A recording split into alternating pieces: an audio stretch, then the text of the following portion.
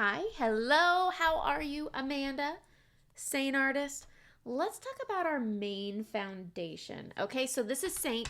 It is a cream-based 3D foundation system, and that's exactly what I say. Everything magnetizes into this beautiful little palette. There's different sizes for different people, 100% customized, but stop stopping at your foundation.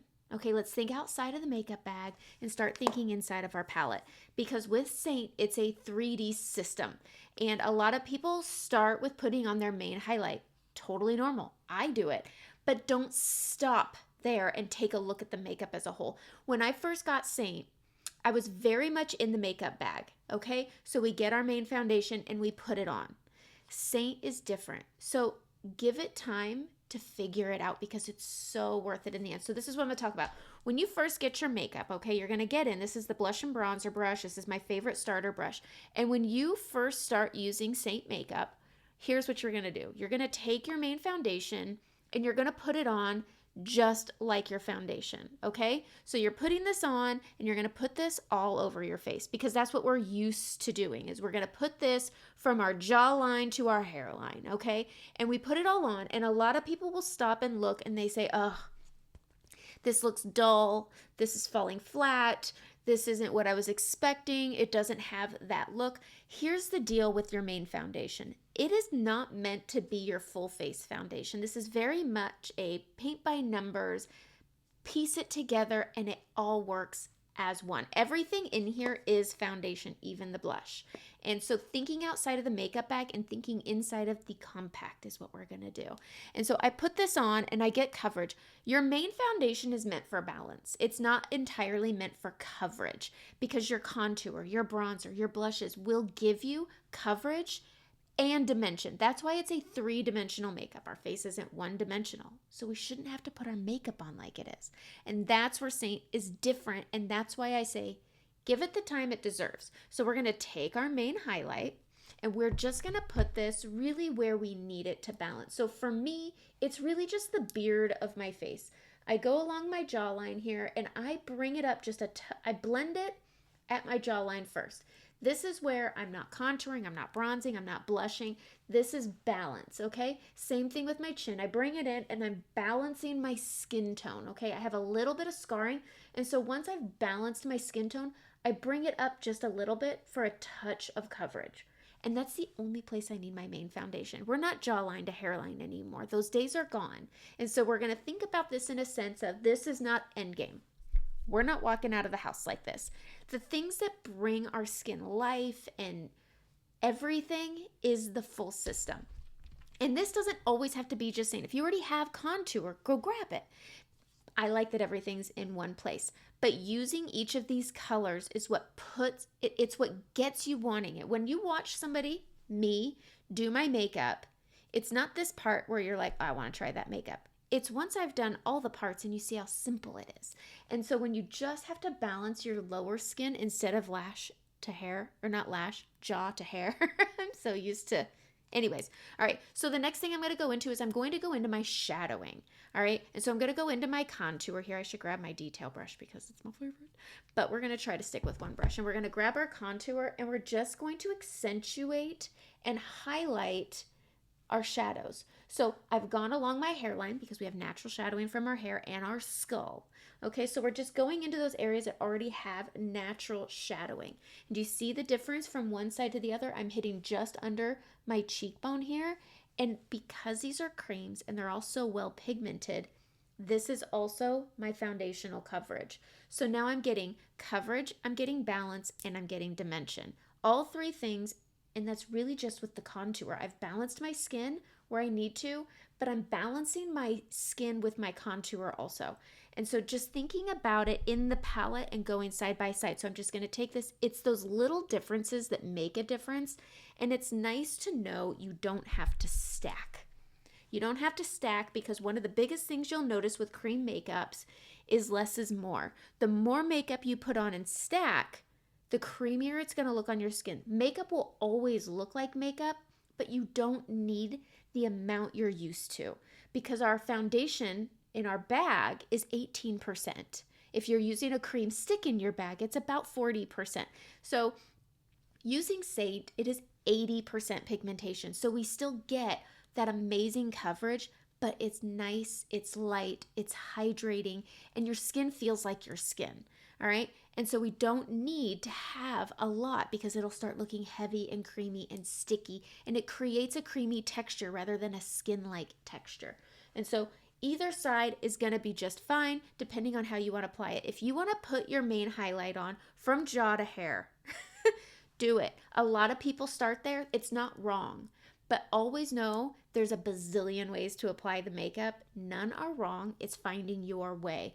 But don't stop at your foundation and look at it and let that decide if you're going to like this makeup. The system to the beginning to the end is it. I am going to switch to my detail brush because it is the easiest for me to contour my nose.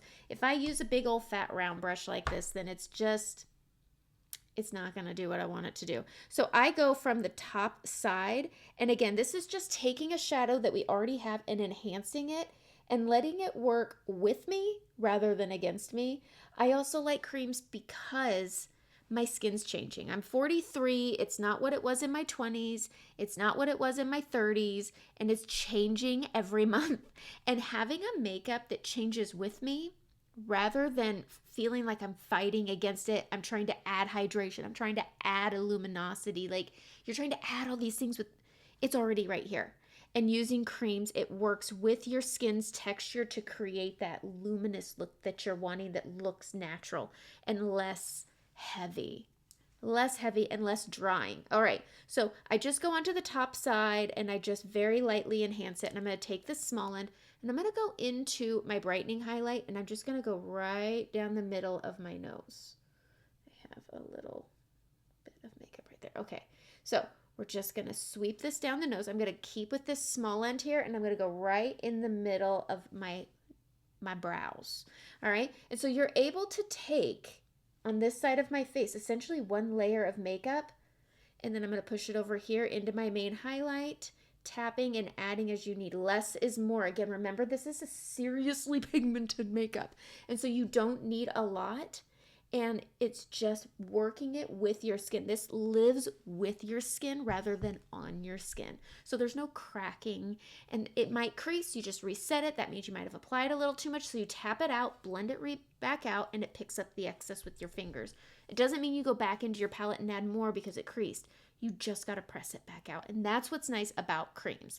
All right, I'm going to take a little bit more, and I'm just going to sweep this over my Cupid's bow and a bit on my chin. This is just accentuating that reflecting light. It's so easy and it's just so nice. All right, so we've contoured our cheeks, we've contoured our forehead and our nose, and we've added that dimension. That's what a shadow does. It adds that dimension. And then when you're wanting to add that warmth, you can use bronzer. When you're wanting to add that flushness that's already there, we use our blush. And that's where I say everything is foundational coverage, so we don't need that full amount because my bronzer that I'm going to go into is a foundational coverage. And so I can go in and I can add a touch of warmth very, very lightly because it's so pigmented and it's cream. And so when you're usually using a bronzer, it's a powder, which adds a bit of a powdery texture and it's a thickener. And when you're using a cream with a cream, they just blend together seamlessly and it works together rather than laying on top of something and thickening. Powder, no matter what color it is, translucent, brown, cool toned, warm toned, pink toned for blush, it's a powder. So it's going to thicken whatever it's being laid on. And so that is foundation, that is concealers. And so using a cream is going to give you that less is more and that dewy finish that when you're using your traditional bag makeup where you're in your powdery bronzer, it's creating that texture, and then you got to go grab an illuminator to put that luminosity back because of the powder. I just like to share this because a lot of people stop at the foundation. They say, oh, I was guilty of it. I still have the video of when I first swept it on. And the first thing we do is we sweep it on and we go, oh. And we have a hard time moving past the foundation because we're so used to having to judge our makeup by our foundation. But with Seint, it's a system and they all work together. And so one leads to the next, it leads to the next. And so trusting the process, because sometimes, and you'll notice now, as I apply my makeup, my eyes start looking more deep set underneath. Well, that's okay. That's okay because I still haven't applied my makeup under it. I'm going to add my pink tones. I love a good pink tone. I have scarring, so I take a little bit of my Frenchie and I place it over my scarring and I let it be a part of my blush. That's what I let it be. All right, and then I'm going to go in and I'm going to grab this pink grapefruit here. It's my favorite lately. And I'm going to start at the top of my cheek here and I'm going to build.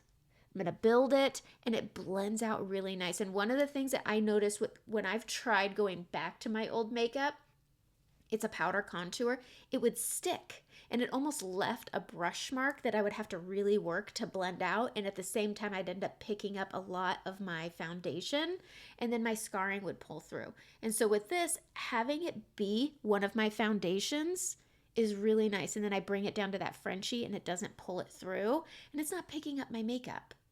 And that's what I like about this. And I'm able to accentuate the roundness of what my cheeks used to look like because I'm 43 and we lose the volume in our cheeks. And so I use my blush and my contour to help shape them now by adding that there. And then I keep this up here. I keep my pink up high and then I'm going to smile. See where those up? Because when I rest, it is gone. And then I smile and I bring it down to that apple and using that Frenchie to help with the scarring. I love this fluffy, and this, I always call it my control freak brush because if it gets a little out of hand, you just take this fluffy end and rein it back in. We rein it back in. It works with your blush, it works with your bronzer, it works with your powder. It's nice. All right, we're going to go into the under eyes, and I'm going to go in. I'm going to use a small brush. This, if you're not wanting to have a bunch of brushes, the detail brush is great for getting into contouring, but the small end is great for your under eyes. I do love my blend brush, but for the sake of not using a bazillion brushes, we're going to stick with this guy. I'm going to go in and we're going to grab a little bit of this white peach, little tiny bit, and you're going to start right underneath your natural trough. And we're just going to sweep this up really lightly, and it's going to cancel out that darkness, and then we stay on that orbital bone. And adding a lightness under your eyes gives the illusion of reflecting light. It gives a youthful glow, and using a cream on your under eyes is so good because it works with the texture of your under eye. Less is more. So when we were doing less here, we're going about half as much on our under eye because your under eyes, I call it the hammock of the eye because you have your orbital bone holding one end of your hammock and your eyeball holding the other end. And then you got that loose skin of the hammock in the middle. And so it can very easily create a texture no matter how old you are. I could texturize my 7-year-old's under eyes if I want to. And so doing very little to just get the look you want is key. And if you ever feel like it's creasing, again, use that finger, tap it out. It picks up excess product and then it blends it and resets it back out. Okay, you don't have to go in and be like, oh, I'm creasing, go grab some more. No, that's actually the last thing you want to do. All right, so I'm going to grab my white peach, and we're starting under that natural trough. Skin, this is one of my big things. When people talk about their pores or they talk about their puffy under eyes, everyone does. Everyone has this texture under their eyes, and skin is a texture. You're never going to be able to erase and get rid of your fine lines. You're never going to get rid of your pores. It's what makes you human. And using it to you, here's what I like about my skin and the texture that it is. When I lay a cream on it, I don't need an illuminator. I don't need shimmer. I don't use shimmer very often, if at all, unless there's like an obligation. I sometimes when I go out to dinner will feel obligated to add a shimmer out of old habits. And I've been using Seint for 4 years, but I still have that feeling like I need to add shimmer to be dressy. Like it's the sequins of our face. But the texture of your skin works with a cream to create its own luminosity. I hate the word luminosity. It feels wrong. But your skin is luminous. And finding a makeup that enhances that in a really beautiful way is a beautiful thing. And so I use my skin texture to my advantage. I'm using a makeup that looks nice on my maturing skin, and then the texture of it creates its own flex. Like it's a flex, and it's a flex. Like it's nice, and it makes your skin look nice. And that's all we're wanting to do. We want to walk by a mirror and look at ourselves and say, I look nice. That's all makeup's for. Makeup isn't for, it's a big misconception of the men that we're wearing it for them. No, we're wearing it so that when we walk into a bathroom to wash our hands, we want to look up and feel good. I want to walk down my stairs and feel nice when I walk by my mirror. It's like the only mirror in my house. And I want to feel nice when I look at myself because that's the way out of my house. When I'm leaving, I'm going down the stairs and I'm walking by that mirror and I want to feel good when I see myself. And using this makeup, I'm able to do that in the morning. I'm able to do that in the afternoon. I'm able to get into my car and check my makeup at the end of the day or when I'm going to pick up my kids and still like how my makeup looks. And that's something I can't say happened with my traditional makeup. That is why I was always trying a new makeup. It was because I would look back at myself and I would see the cracking and the gathering and the creping. And I didn't know what to do because my skin was changing and my makeup wasn't standing up to the challenge. This did. This does. And I've been using it for 4 years. I've never used any makeup for this long. So I'm going to grab a little bit of my contour and we're going to accentuate a shadow under our lips. It's already there a little bit. We're just enhancing it and it's going to give our lip a little bit of a curl. We all like our lips to look a little fuller, especially as we're getting older and they're getting a little thinner. So I use my makeup to accentuate that. I don't do any of the other things. It terrifies me. The what ifs, the what ifs kill me. I'm an overthinker. So the what ifs are just the end of me. So I grab a little bit of my brightening and I'm just enhancing. I'm creating a contrast. And so having a brightness outside of my lips and then this shadow inside of my lips, one, it creates a pucker, which is what I want my lips to look like. But also using a brightener is going to enhance my lip color and it's going to create a contrast that makes it a little more punchy than maybe it actually is. So I am going to go in and I am going to, what color do I want to line my lips with? This is where I always get stuck because I'm going to use my bronzer. So we're going to go in with a multitasker brush because it's my favorite lip brush. I'm going to go into Bella Bronzer and I'm going to line